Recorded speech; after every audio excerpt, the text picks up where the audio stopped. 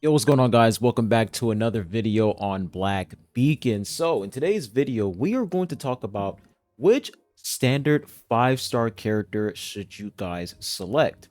So if you guys don't know this already, so if we come back over here in the retrieval, which is pretty much the gacha, you can select which 5-star character you want for free as long as you reach 50 pity. So if you guys haven't reached 50 pity yet on the Mortal Wanderings banner, and you're still trying to decide which 5-star character you can choose, you want to pick, well, this video is for you. So as you guys can see, we currently have like 5 standard characters, 5-star standard characters. All right.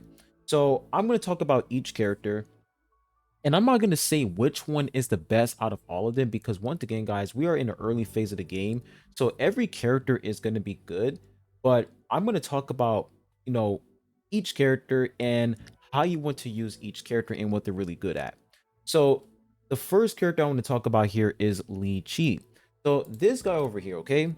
Li Chi, this guy is pretty good. If you guys ever play Genshin Impact, this guy is very similar to Hu Tao, where he pretty much sacrifices HP while he's dealing damage. But when he loses HP, I think if he's below 55%, he's going to get additional crit, which is absolutely amazing. So we're going to go ahead and do his tutorial real quick, and I'm going to show you guys how he works. But once again, if you're going to play with this character Li Chi, he's not a really difficult character. All you have to do is mark enemies. Like, he's going to mark the enemy, and when he attacks the enemy that is marked, he's going to deal additional damage by attacking the enemy he marked. It's really simple. But I'm going to go ahead and show you guys. You guys can see over here, it says Li Chi's 4th stage of basic attack and skill 2 can accumulate rage. When the rage meter is full, Li Chi enters an enhanced state, dealing massive damage. So you're pretty much building up this bar over here, this rage meter, and when it's full, it's going to deal additional damage. You guys can see that. So every 4th basic attack, he builds up a rage meter right there. And then you guys can see skill 2 accumulates rage faster than basic attack. So when you use his skill 2, which is this right here, look at that. You're sacrificing HP, but at the same time, you're building up that rage meter. So we're going to keep going. All right. Keep going again. And he's going to enter this enhanced form once the rage meter is full. So once it's full, you click this, and now he's in this rage form where he's going to start doing some crazy damage. All right. Look at that. Doing crazy damage here.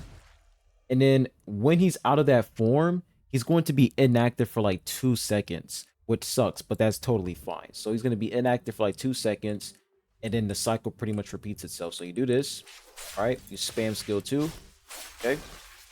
Do that. And you start spamming basic attack right here. Hands basic attack. And there you go. Now, if you guys are wondering, well, how is he going to regain his HP? Well, it's pretty simple. You guys can see over here, butterfly shadow, right? So when you use the skill 1, you guys can see that one butterfly mark right there. And when he uses this over here, he's pretty much going to deal increased damage. And it says, during Godfall Fury, Blood Pierce is replaced by Sweeping Blow, marking the first enemy hit with Butterfly Shadow. So look at that. Boom. Keep attacking. And then now, when you use his ultimate, look at this. When you do his ultimate, he's going to regain HP. So that's pretty much how the character works. He's a pretty simple unit to use. All you have to do is build up that rage meter. And when you're building it up, once it's fully maxed out, you enter this rage mode right here. You mark enemies with this butterfly. You just start doing some insane damage. Very, very simple. So if you want to use a character that is going to sacrifice HP to pretty much deal more damage, then Li Chi is for you. He is for you. He is a great unit. I'm currently using him. Pretty decent against bosses so far. But one thing I also want to talk about Li Chi when it comes to this character is if we come over here to his potential. So actually not potential, but his skill. So for his talent 1, you guys can see for every 15% of Li Chi's HP loss, increases his critical damage by 50% up to a maximum of 45%. And it says for every 1000 max HP he has, increases his thunder damage by 2%. So HP is extremely important on his character. You want to put crit rate, crit damage, and HP percentage on his character. That's how he works. The more HP you have, the more thunder damage he can deal, and the more HP he loses, the more crit damage he has. That's literally how he works. So his talent 1 is very, very strong. And if for talent 4, it says if Li Chi's HP is below 55%, hitting an enemy with whatever this is called restores 5% of his lost HP, and hitting an enemy restores 3% of his lost HP. So he's pretty much going to regain HP with his talent 4, which is pretty good. And of course, for talent 5, he's going to increase his crit damage. So that is how the character works. And for his weapon, I did get his 5-star weapon. You guys can see for his 5-star weapon, you can get an additional 22% crit rate, which is really, really good. So this character is like, bruh, I ain't gonna lie to you guys, man. Li Chi is actually pretty strong. So if you're thinking about using this character, he is a solid choice. Very solid DPS unit. So Li Chi, very, very good. Now, next character we have here is Logos. Now, for Logos, this unit, she is a heal and a damage over time character. Now, a lot of you guys are going to be confused because once you get this character, she's not going to provide heals off the bat if you have her at level 1 or level 20 or level 40. And the reason why is because when you take a look at her kit, she doesn't really have heals in her basic attack. You guys can see there's no heal in her basic attack. There's no heal in her skill 1, or there's no heal on her skill 2. There's no heal in her passive, and there is no heal through her ultimate. So how the hell can you receive heals from this character if she doesn't have any heals from her level 1 skill 1, skill 2, passive skill, basic attack, or ultimate skill? So when you come over here to her talent 1, guys can see it's going to enhance. It says doubles the number of chord echoes gained from skill 2. And then for talent 2, it says deal damage and heal all characters for 5% of Logo's attack. So that's when the healing comes in. I will say I don't like the fact that, in her base kit without the talents, you don't really have any heals through her skill 1 or skill 2. But the fact that she provides heals with her talent is pretty good. So for talent 2, she's going to heal. And then when we come over here, for talent 4, it's going to extend the duration of notes. And notes is pretty much it's like a coordinated attack, which is really nice. And then for talent 5, you guys can see for talent 5 over here is going to give her additional pierce. So you're only getting heals from her talent 2. But if you do get her weapon, right? If you do get her weapon, you can get additional heals. It says over here, notes attack deals an additional 80%, which is her coordinated attack. And it says heal all team members for 1%, 1.5% of their max HP. So she can provide heals through her weapon, and at the same time provide heals through her talent too. So that's the reason why she is a healer and a damage over time unit. So the damage over time is pretty much this over here, which is notes. When you switch on over to a different character, she can pretty much deal damage while she's off field. She can deal damage over time, which is pretty nice. So I will say Logos.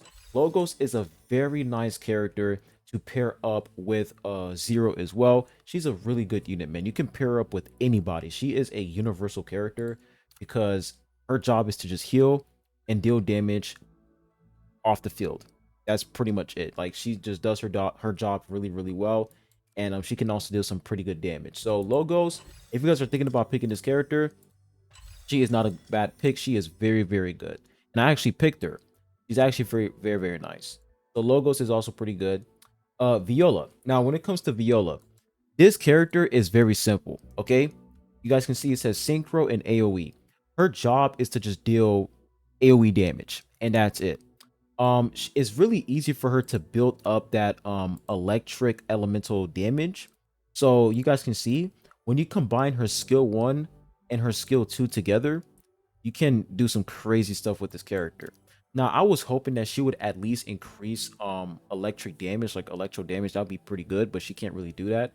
So, I will say for this character, her job is to just deal AoE damage, and that's pretty much it. She's pretty much like she it's gonna be really easy for you to apply like elemental anomalies on characters with this unit because her AoE damage is pretty nice and she has a lot of AoE coverage, which is pretty good. So she's a pretty simple character, but me personally, I wouldn't pick Viola out of these other characters because Viola is very simple. She's just there for AoE, and that's pretty much it. Now, next character is Nana. Now, Nana is essentially like she's like Chang Ling. Like what was her name again from Genshin Impact? Chang Ling, I think that's how you say her name. Think of Chang Ling from Genshin where she applies the power NATO, but Nana can do the same thing too. So this character, the reason why I think Nana is actually pretty nice is because of her little boomerang, whatever it is, this little blade that goes around her.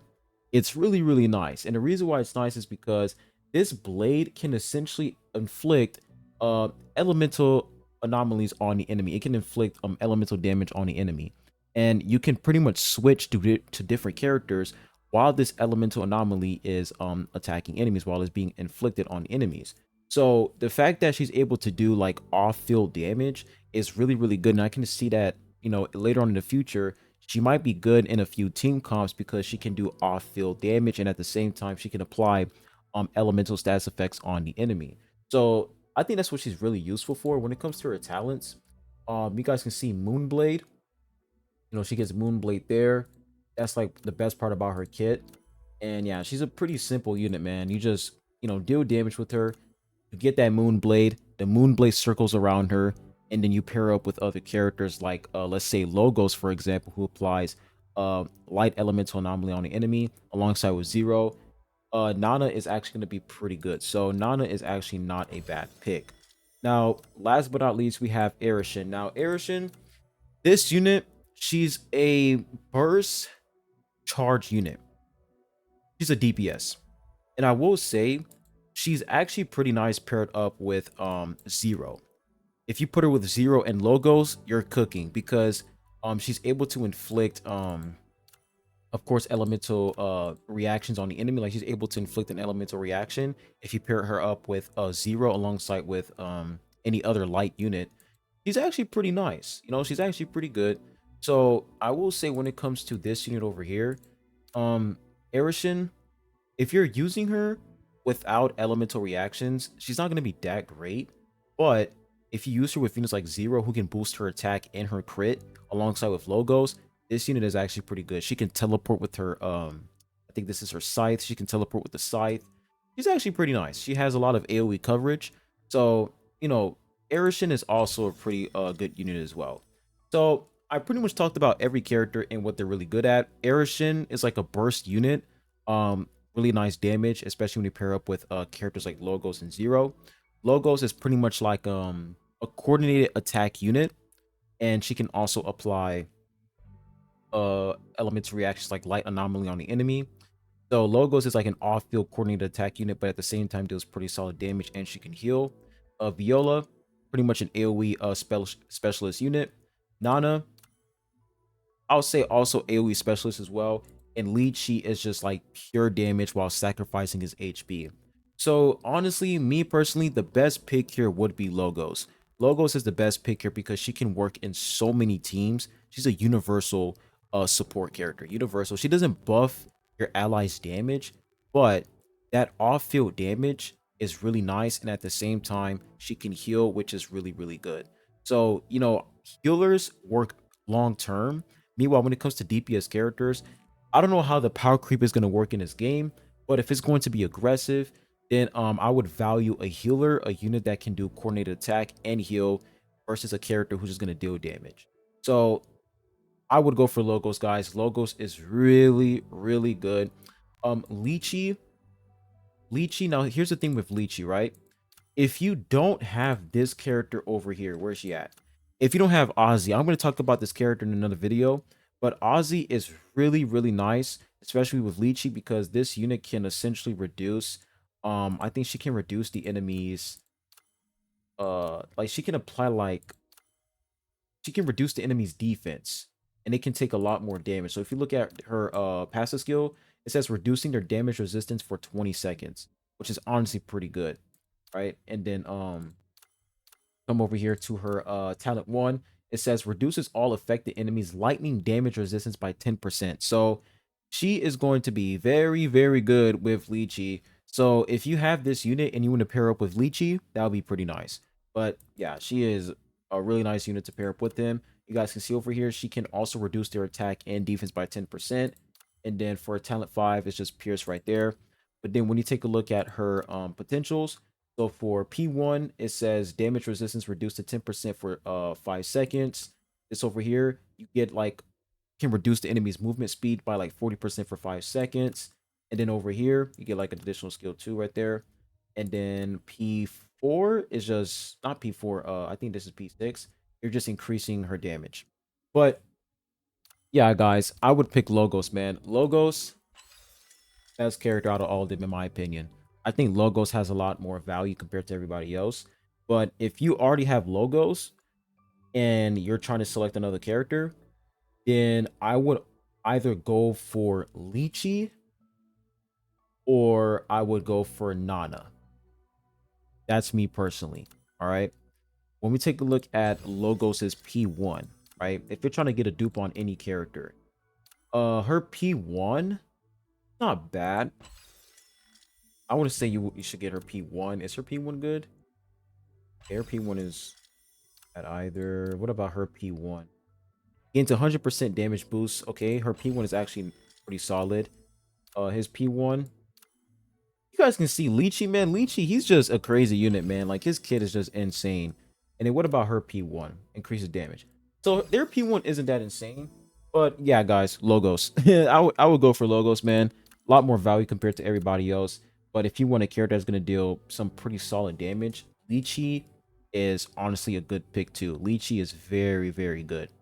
But yeah, guys, that's pretty much it. Go for Logos. That's me personally. I would go for Logos. He's an awesome unit. And if you have this character over here, Florence, paired up with Logos, and you're cooking. Like, Logos can pretty much work with a lot of units. But hope you guys enjoyed this video, and I'll be catching you guys on the next one. Adios.